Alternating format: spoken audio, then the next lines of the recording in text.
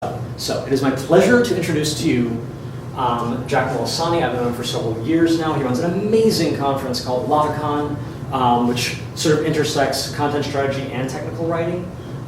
He gave a talk here last year that is the tied for the highest rated talk. We did a survey. Tied with Christina Halverson, you might have heard of, for the highest rated talk from last year. Christina? Cool. So he's in good company. Always has amazing and interesting and really practical, useful things to say. So it's my pleasure to introduce you to Jack Molisani.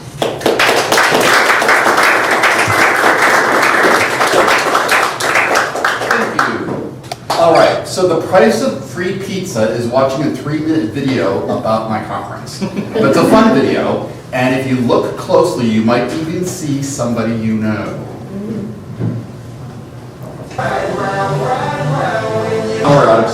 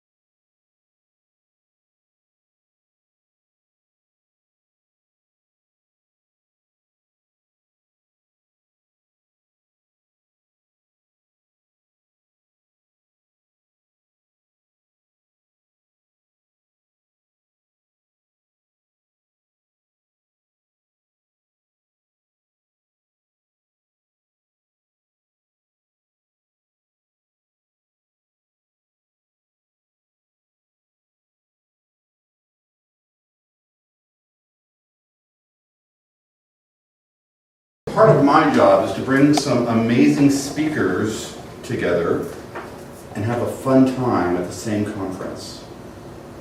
So that's what I do. All right. Now, we do have 2 conferences coming up next month in Dublin, Ireland, and November in Portland. And for the Portland, since we just announced that there's a buy one, get one free special going on right now, that if anybody here or in your organization wants to attend, well, you can bring your boss or colleague for free. So I brought copies of the program that you can read later at your leisure. Take one Dublin, one Portland, pass it along. Then let's get started with this presentation. Thank you for sitting through the pitch.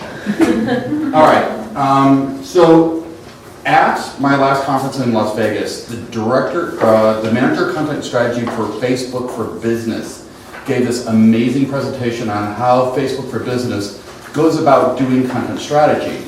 And never in the world did I think I'd have a, oh my gosh, realization at my own conference. So it was so earth-shaking to me that I wanted to share it with you. I am not from Facebook. I'm not authorized to speak on Facebook's behalf, as this is just what I learned. But at the end, we will email out a link to the recording so you can go watch it for yourselves. For those of you who don't know me, I own a technical staffing company specializing in content people, pro-swing staffing. I also produce my conference, and I had a book that hit number 5 on Amazon's career and resume bestseller list called Be the Captain of Your Career. So, how many of you have not heard me speak before? All right, we have some ground rules and some warnings. This is not me talking at you for 45 minutes to an hour. This is group participation. So not unlike how they throw sardines to train SEALs when they perform, I brought chocolate. If you participate, if you ask questions, you get chocolate. Any questions? Yes? Can I have some chocolate? Yes, you may. Absolutely. All right, incoming. Thank Good you. catch. All right, any other questions? See how this works? Oh God, this is going to be a tough crowd, I can tell. All right, these are just my observations, things that I've learned over the years of doing content strategy. What works for you may not work for you. What works for me may not work for you. Try this for yourself. If it works, keep it. If it doesn't, throw it out the window. Finally, I've heard it said that some cultures believe that to attempt perfection is to anger the gods. So artists in those cultures always purposely leave a little imperfection in any art they create. So if you find any typos in here tonight, just not angering the gods. All right, so we're going to start off talking about what Facebook does and how they approach content strategy. I'm going to show you a case study that they presented that led to my aha moment. We're going to bring the room to a crescendo of understanding and then bring it down a little bit at the end and look at how can you do this in your own lives. Okay? Yes? A while ago, I heard about a product called Facebook for Business. Yes? It was its own product, and in fact, we were hearing about this as I was about to do an intranet project.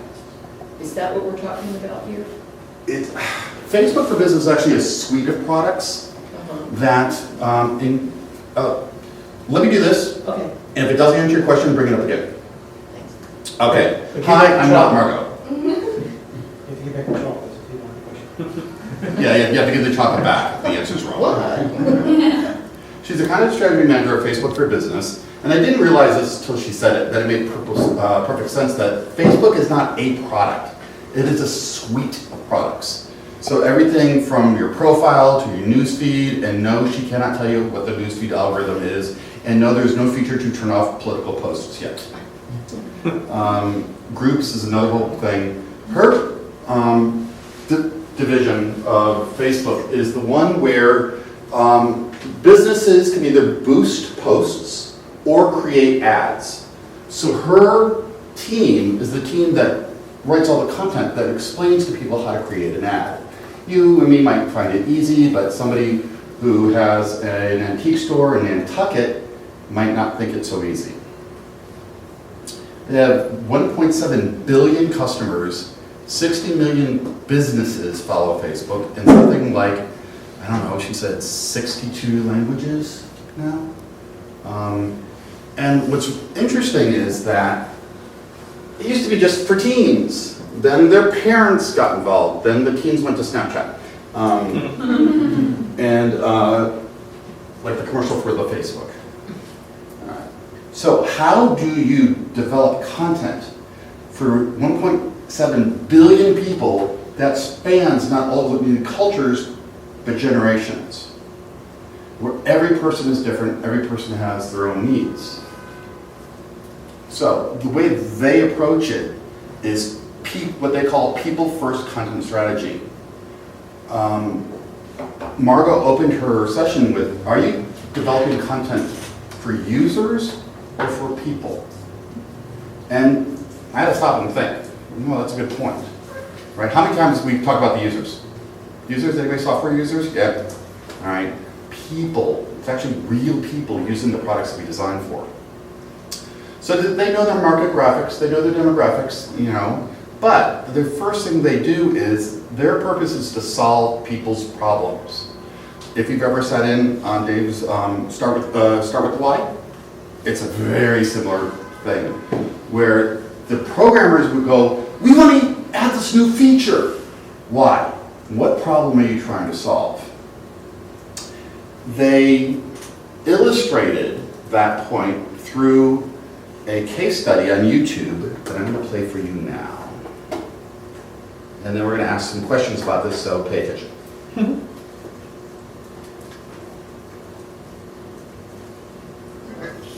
When I was a teenager, I actually was a size 8. When I went to college, the freshman 15 became the senior year 50. I will be honest, I hated myself. When I would put on items and it didn't fit, it really made me feel so awful inside. It's really telling a woman, don't be proud of yourself, don't be comfortable in your own skin. That's when I realized this was a bigger problem in the fashion industry. And that's how Pop-Up Plus was born. I invested my life savings to start this business. I risked everything I had to make sure that I could get this off the ground. Our first pop-up shop, we didn't break even. And that was probably one of my darkest moments in the beginning of Pop-Up Plus, because I really questioned, was this a viable business? But it was really the support from the community and knowing that the opportunity was there that really kept me going. We know that there's a huge community of women out there, plus size women, who want to hear our message, and we know that the best way to reach them is through Facebook. Facebook helps us reach an audience that the mainstream retailers have forgotten.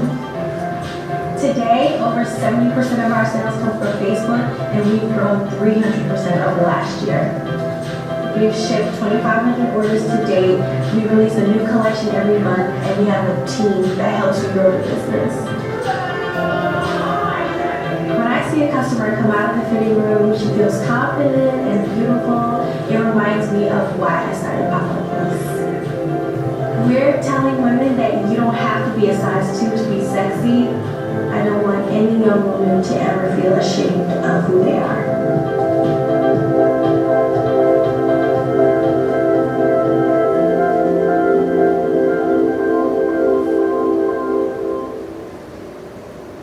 All right. So let's see if you were paying attention. Where did this story start? A problem. A problem. What problem? She couldn't find the clothing line that she liked. Cammie couldn't find clothes for herself that made her feel sexy. How did it make her feel? She didn't like herself. She didn't like herself. All right. Now, what did she decide to do? Something about it. She decided to do something about it. What did she do? She started pop-up. Pop-Up Plus. She started her own clothing line. And one would read into that, she started it for herself, but then what did she realize? There's okay women out there that needed it. Who said that? Say it again? There was other women out there that needed it. There's other women who had the same problem she did.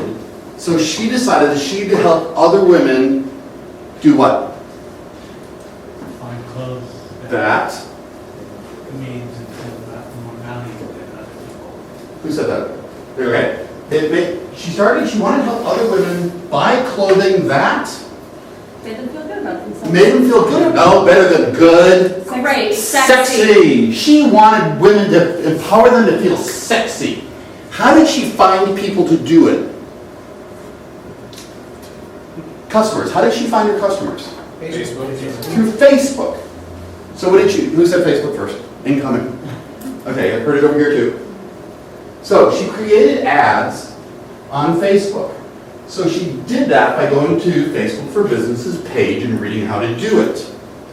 So, who was writing the content that she was reading? Facebook industry. Facebook for Business Content Strategy Team. They did the strategy and then they did the offering. So, but what was Facebook selling? Solution eyeballs. Hold on. Ads? Ads. Who said ads? I did, but I don't need more time. Thank you. Okay. So, Facebook for Business, content team, help people create ads. But why were they creating ads? Serve better It's a revenue model. To do what? It's a revenue model. Yes. Okay, so part of Facebook's revenue model is through ads. That is correct, right? But what was the very first slide I showed? Solves more people's problems. Solve people's problems. Who said that? So, their team was actually trying to solve a problem. And one would think that problem was what? Reach customers. Because we need to sell dresses. Or she needed to sell dresses. But it didn't take that concept far enough. Remember, you said it earlier, why was she selling dresses? Maybe you should go sex. To make people feel sexier, right? That was the goal. She wanted to empower people to feel sexy. So when you go back and look at Facebook's business model, yes, it has to support a revenue stream. We do have strategic corporate goals that we have to meet. But we're there to do what? Solve people's problems. And when I realized that, I had this aha moment as a conference producer, because I would say, you know, come to my conference, learn how to generate revenue, save your company money. And I went, oh my God, I am selling ads. At best, I'm selling dresses. And I was realizing that I was selling features. Because I used to say in my promo, Lavacon, content strategy, content engineering, tech management, because that's what we talked about. But then I realized, what do people get out of learning what we're teaching them? Well, they learn to enhance their skills.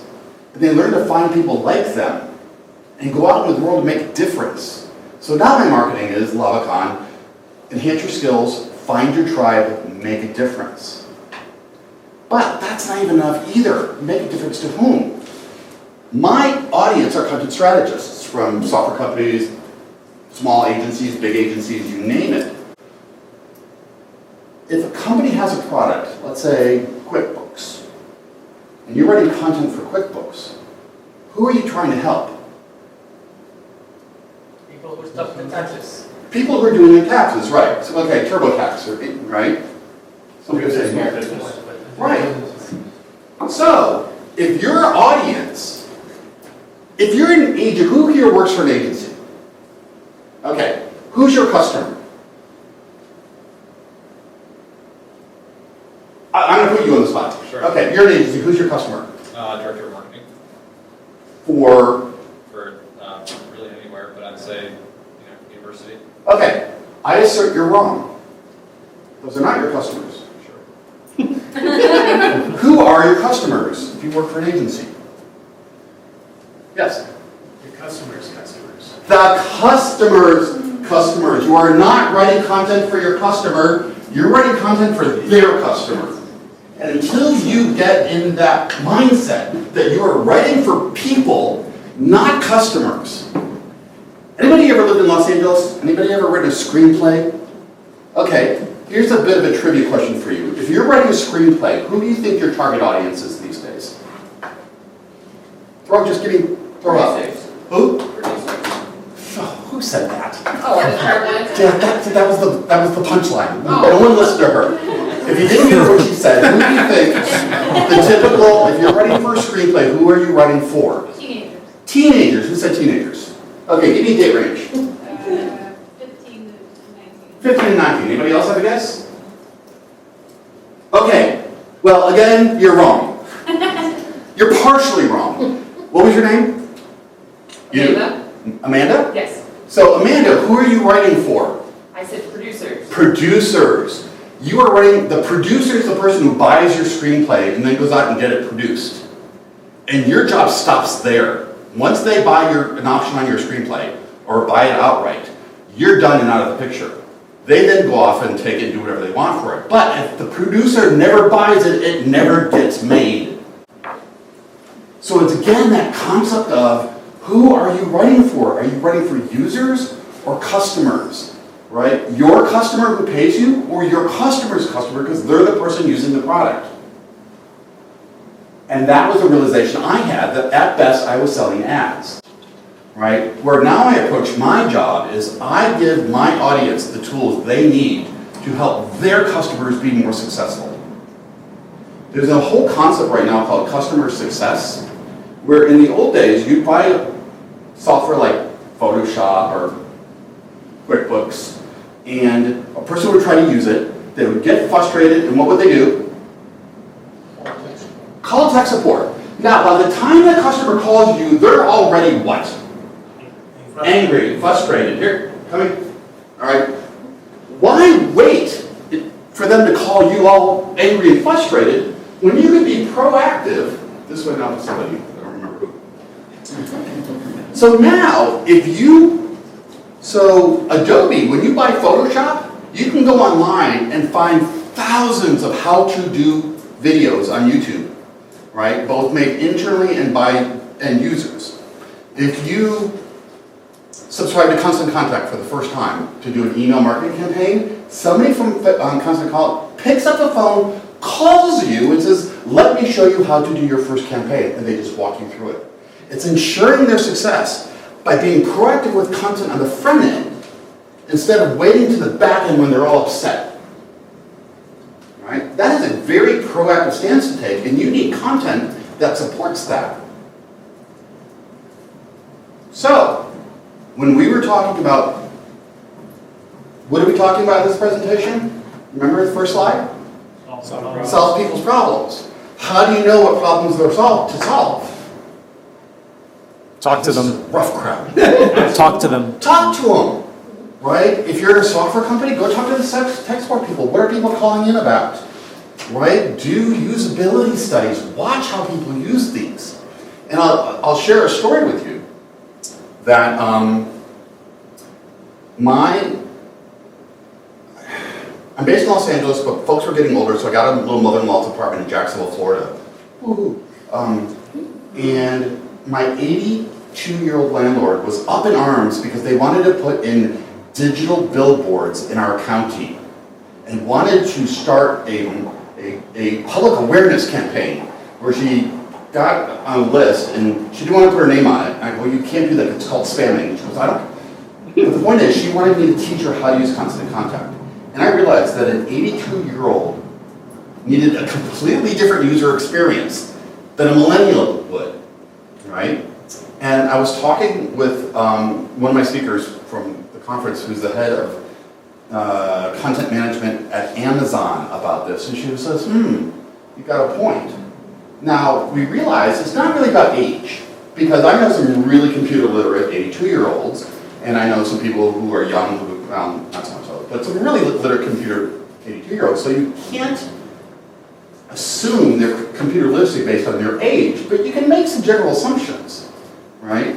And so they're doing a pilot project right now where they know the age of their customer and they're giving them a different user experience if they're kids, middle-aged, or in their 80s. Let's get back to that. So the goal was to make women feel sexy. She did it by selling them plus-size dresses that she made, and she found them through Facebook. And she was able to create ads because the Facebook for Business team was creating content that she was able to use. But if you follow the chain, the writers at Facebook weren't writing to sell ads, they were writing to make plus-size women feel sexy, or whatever their other millions of customers were trying to do to help their customers. All right? So it's again, looking for links down the chain, not, oh, I've got to get this campaign out by next week, or else I'm not going to get paid by my customer. Too short-sighted. So one of the things that Facebook does is great products begin with a clear, validated people problem. Right? It's not even, gosh, it's really hard to set up an account in Quicken. Well, why would somebody why would they be setting up Quicken in the first place? All right, you guys really need to be more interactive. Accounting for the business? accounting for the business, or much more QuickBooks, Quicken. Who uses Quicken? Personal finance. Okay, do personal finance. For a loan? Or a loan, Quicken for loans, yes, absolutely. But why, who said personal finance? Okay, personal finance is a noun. Give me a verb. What are people trying to do? Invest. Manage your money. Hold on, let them do it. Manage money. Organize. Hold on. I'm not, let him do it. Give me a verb. Save money. See, save money. Why would you want to save money? This is an iterative process. You may get several chocolates by the time this is done. Why do you want to save money? Get rich. There you go. Yeah. And everybody has a different definition of get rich, but let's just say, let's use a more neutral prosper. They want to prosper. They want to crack their money. They want to invest their money. They want to have a cool retirement. They want to make money for their kids' education. How they get there, Quicken is just part of it. It's just helping them do what they want to do. So again, we're not trying to teach you how to open a general ledger account. We're trying to teach you how to prosper. See the difference? You got to take that bigger picture. Why am I a content strategist? Why am I working for this customer? Why are we doing an ad campaign for them? What are their customers trying to do? Right? And by identifying those problems, we can be better at our jobs. Yeah. Yes. Were you scratching or did you have a question? Okay. If you were at an auction, you would have just bought that painting. So, every project they do at Facebook, especially when the programmers come running in saying, you know, oh, I guess I should probably after the video go back to view. Is it full screen? Somebody? It's there. Control L. Thank you. Okay, so every time they start a new initiative, first thing they said, what problem are we trying to solve? What people problem are we trying to solve? How do we know this is a real problem? One person called to complain about it. Oh, I've seen that. Oh, no, stop. All right, and I'll give you an example, a real life example. As a headhunter, I use an applicant tracking system when people apply for a job, and you can either tag that candidate as a hot candidate or not qualified. And the icon they used for that was either a red X or a red chili pepper. They use the same color for the complete opposite meaning. And as a beta tester, I pointed it out. It's an icon, just change it. They didn't, right? Now, either I'm the only person who has that problem, but then again, like I couldn't read that menu without my reading glasses, I can't look at a screen and see this little red blur and say if that's a good candidate or not, right? So they're not helping me do my job. That icon is, that's content, right? So I would assert, you know, that you have to survey, you have to do A/B testing, you know, eye tracking. I did a thing, Amazon. I wanted to buy Amazon gift certificates for someone, but I wanted to buy a gift card. And I got to their website, and I found how to buy a gift certificate, but there was nothing about gift card. Right? Well, come to find out, you have to click on the gift card, and then it asks you, do you want a certificate or a card? Well, it didn't say gift card or certificate, or it just didn't say gift. If you're going to say gift card, I'm looking for gift certificate. And I can't be the only person in the problem. And then when you drill down, it explained it. And I said they should have done that 2 levels up in the web tree. But if you look at your analytics, if you look at your Google Analytics, especially if you're doing a web-based content, where are people having trouble? Now, someone staying on page could be a sign of 1 or 2 things. What are they? Too long on page can mean what? Content strategists, you should know this. Interested in the content. What's that? Interested in the content. They're interested in the content, they're reading. Or it can mean what? They're confused. They're confused and they can't figure it out and sit there staring at the screen going, what the hell do I do next? And then what do they do next? Leave. Leave or pick up the phone and call tech support. So that's how you know if it's a real problem or not. You have to have a context for your analytics. How will we know when we solve the problem? If it's an I'm confused metric, that metric goes down. If they're not staying on the page long enough, the metric goes up. but you have to measure. All right. So that is their framework. Find a problem. Is it really a problem? And have we really fixed it? Now, I had a question. Are we really solving people's problems? Aren't we solving business problems? I have a colleague from IBM who, when asked what does she do for a living, says, I solve business problems. Not I'm a content strategist, not I'm a user interface designer, all of which she does. That's not how she approaches her job. And she said, well, how do you find problems to solve? I asked for them. She'd ask for directors. What problems are you running into that my team can fix? So one could say, plus, who are you going to lay off if there's a layoff? The person solving all your problems? No. But if we remember the chain, if there's a business problem, who's having the problem? You are. So it's really a person. So we're back to solving people problems, right? Unlike whatever the thing is that said corporations are people. No, I have to disagree with that. Corporations are a concatenation of individuals, and the individuals are for whom we are designed. So, getting back to the people-problem framework, Facebook asserts that problem statements are easy to understand, functional and emotional, solutions agnostic, and company agnostic. Why is those agnosticisms in there? Come on, guys. Because they don't know how to solve it. Well, we're talking about people problems, and you are so going to be diabetic by the time you leave. All right, so we need a website. We need Drupal. No, stop. What problem are you trying to solve? Our web pages are slow. You got them hosted on a Mac 0 from 25 years ago, or something. Start with the problem. What problem are you trying to solve? It could be, if you're in a high-end server with good bandwidth, and it could be, the coding.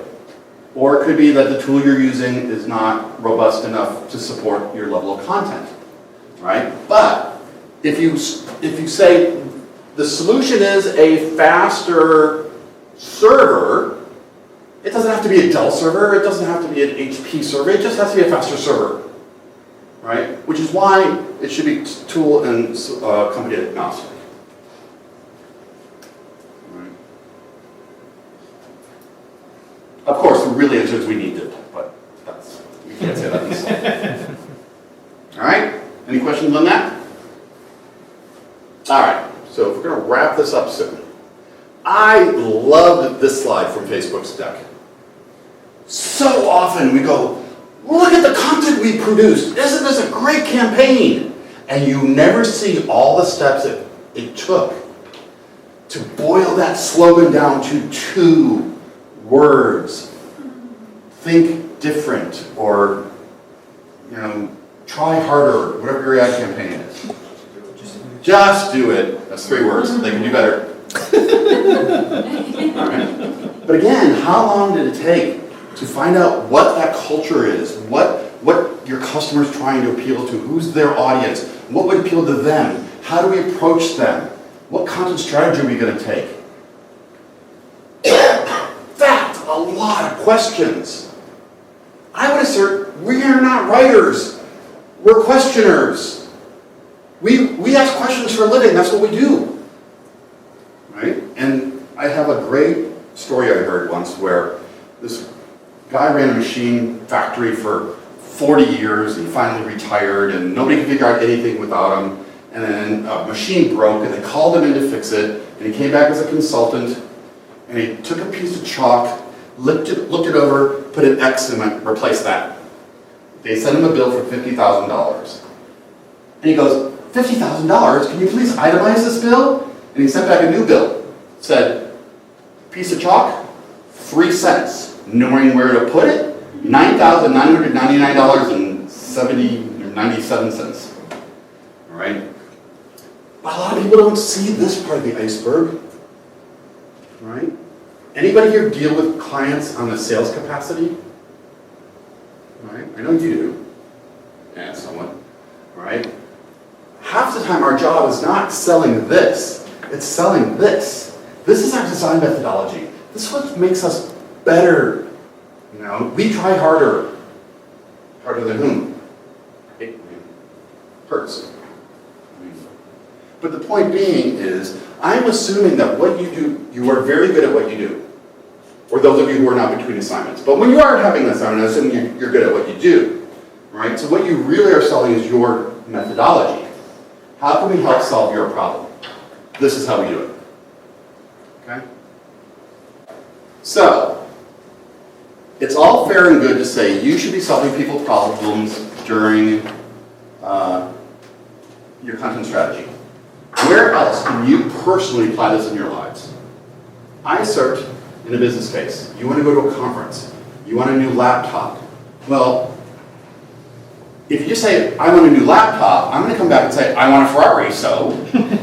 But if you're saying that, listen, I type, and I wait 3 seconds before the letters appear, and it's slowing down my productivity, and buying me a new MacBook would solve that, well, you just said not why it's a problem for you, why it's a problem for your company. It's costing you money by me not having a new laptop.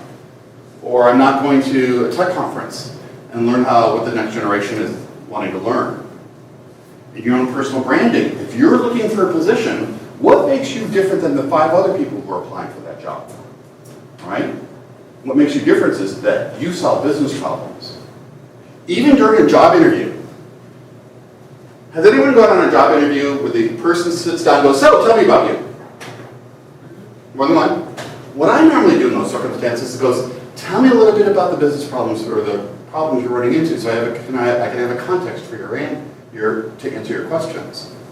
Because I guarantee the problems that HR is running into is different than the problems the creative director is running into, which is different than the technical director. What problems are you running into? Listen and say, I can help you with that. Now, this may come as a surprise, but no one's going to hire you because they have all this money laying around and we don't know what to do with it. God, we have all this money, let's give it to Christian. Christian needs money, let's give it to him. No. Why would they hire a Christian, not the Christian? Let's just say a Christian. Don't make me call on you, I will. He's going to solve their problems.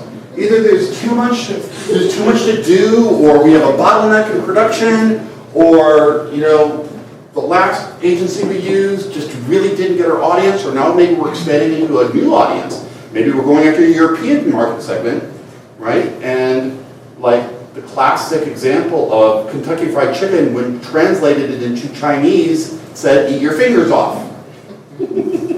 Or the Chevy Nova. Do you know what Nova means in Spanish? Doesn't go. Not good branding, right? So when you are in a job interview or your company is responding to market changes, you need to start with what? Start with the why. Why are we doing this? And what problems are we trying to solve? Okay, so see how this is applicable in your life, even if you're not on the front lines selling content projects to big companies. Okay, so if you're building a business case, state what problem you're trying to solve, but be sure to state why it's a problem for your business, your customer, your employer, not why it's a problem for you. All right? We need a CMS. Why? Or we need XYZ content management system. Why? Well, we're just slow. And so, work faster. No. I mean, but we have high deadlines. So, and you keep doing that, and finally you hear, but we're spending $30,000 a quarter in translations more than we should be. Ding, ding, ding, ding. That's the business problem. Not we need Drupal, not we need, SDL, not we need company agnostic. We just need a something, then we can put it out for bid and find a good solution for our customer. Any questions on that? You are a tough group to read, man. All right, I mentioned this already. Andrea Ames, when asked what does she do for a living, she says, I solve business problems. Not, I'm a writer, not a content strategist, and While she does that, that's not how she sells herself to her company. Now, I'm going to leave you with a last thought. Two last thoughts. In their book, Built to Last, Successful Habits of Visionary Companies, the authors stated that of the visionary companies they studied, they all had a history of responding to market changes by also staying true to their core values. And it didn't matter what those core values was, because Philip Morris sold cigarettes, but their core values was people have a right to choose.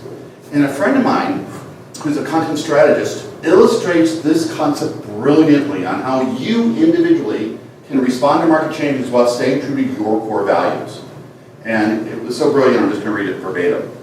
She said, the whole reason I got into technical communication was not because I loved to write, it's because I loved to be at the crossroads of people and technology, and I could make a difference. That's why I do what I do. When the recession hit and I got laid off, it forced me to re-examine what drives me in this field, what excites me. And I realized what was true then, when I started, was just as true today. I love being at the intersection of people and technology. Unfortunately, writing online hot topics just doesn't excite me anymore. But helping companies adopt a content strategy that gives them people the information they need so they can go out and change the world, that excites me. Our industry is changing. We're in a content development revolution. Companies don't need user manuals anymore. They need social media and webinars, YouTube videos, and multi-channel publishing. These are the areas on which companies are spending money, and they need help to do it right. So the process of me rebranding wasn't just calling myself a new title, it included re-educating myself and repositioning myself so I could effectively offer the services that companies needed as the very ground beneath them changed. And it ain't gonna stop anytime soon. Which is why my ending slide is Alvin Toffler says this concept of re-education takes it a step further and says the illiterate of the 21st century will not be those who cannot read and write, but those who cannot learn, unlearn, and relearn. Okay? So how can you respond to market changes while staying true to your core values? What problems are out there that you can fix or learn how to fix? So whose problems can you solve today? That's me.